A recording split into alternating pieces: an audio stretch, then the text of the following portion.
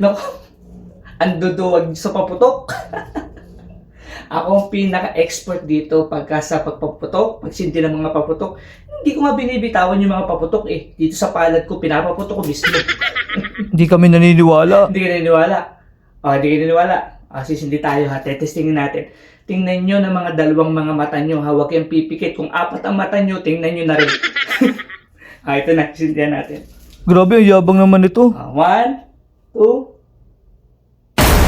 Ooh! Solid. Grabe. Ano to, naputokan ka ata. Ano naputukan? May naramdaman akong konti pero wala. Wala yun. Tol, tara na sa ospital, naputokan Teka, ka. pupulutin ko lang yung yung kalat. Wait lang ha.